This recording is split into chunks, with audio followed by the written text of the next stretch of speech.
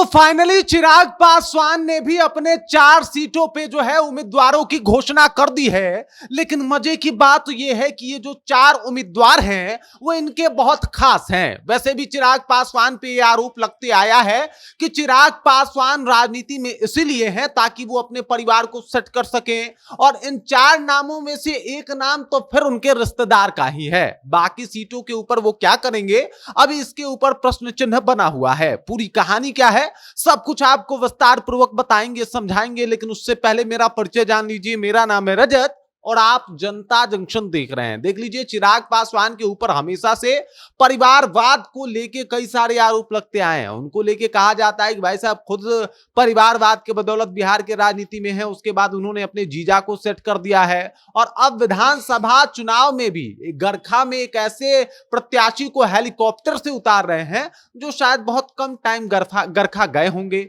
या फिर मैप पे गरखा कहाँ है इसका भी अनुभव उनको थोड़ा कम होगा। लेकिन चलिए 4 सीटों के ऊपर बात करेंगे। वो 4 सीट कौन कौन सी है, उसमें एक सीट इनके भांजे का भी है। और फिर लोग कहेंगे कि भाई साहब राजनीति में चिराग पासवान बड़ा बढ़िया कर रहे हैं, परिवारवाद के खिलाफ तो क्या बोलते हैं, लेकिन कथनी और करनी में कितना फर्क होता है इस बात से आप समझ पाइएगा। तो चलिए बताते हैं कि चिराग पासवान ने किन 4 सीटों के ऊपर अपनी दावेदारी, अपने उम्मीदवारों का नाम जो है वो घोषित कर दिया है। तो मैं आपको बता दूं कि सबसे पहले गोविंदगंज से पार्टी के प्रदेश अध्यक्ष राजू तिवारी का जो है वो नाम रखा गया है। राजू तिवारी को उन्होंने तवज्जो दिया है और इस बार वो राजू तिवारी को यहां से विधानसभा से चुनाव में उतार रहे हैं। अगर वहीं गरखा की बात की जाए तो गरखा एक सुरक्षित सीट है, मतलब वो सीट जहां से एसटी एससी के उम्मीदवार ही चुनाव लड़ सकते हैं। ऐसे सीट पे चिराग पासवान को सबसे योग्य कोई एसटी एससी का लड़का दिखाई दिया या फिर सबसे योग्य कोई प्रत्याशी दिखाई दिया तो वो उनका स्वयं का भांजा है। उनके भांजे का नाम आपको बता देता हूं, सीमांत मृणाल, और ये गरखा से चुनाव लड़ने वाले हैं। वहीं अगर बात किया जाए पार्टी के प्रदेश प्रधान महासचिव संजय पासवान, तो इनको बखरी से ये भी जो है वो सुरक्षित सीट है और यहां से इनको उतारा गया है। चलिए भाई साहब, ये तो पार्टी के लिए समर्पित कार्यकर्ता हैं, लगातार जुड़े रहे हैं,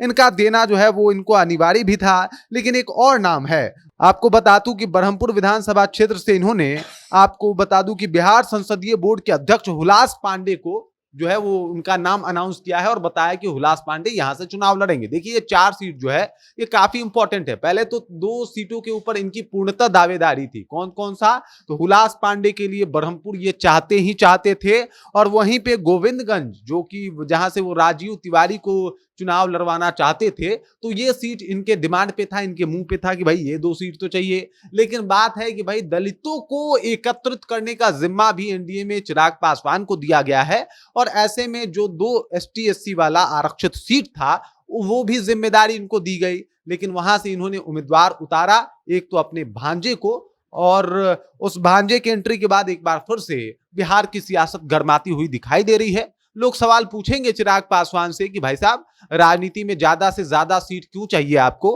क्योंकि आपको ज्यादा से ज्यादा अपने परिवार को सेटल करना होता है। बाकी इस खबर, इस जानकारी को लेकर आप क्या सोचते हैं, आपके जहन में क्या कुछ चल रहा है, कृपया कमेंट कीजिए और अपना विचार हम तक पहुंचा दीजिए। बाकी आप देख रहे हैं जनता जंक्शन, मेरा नाम रजत है।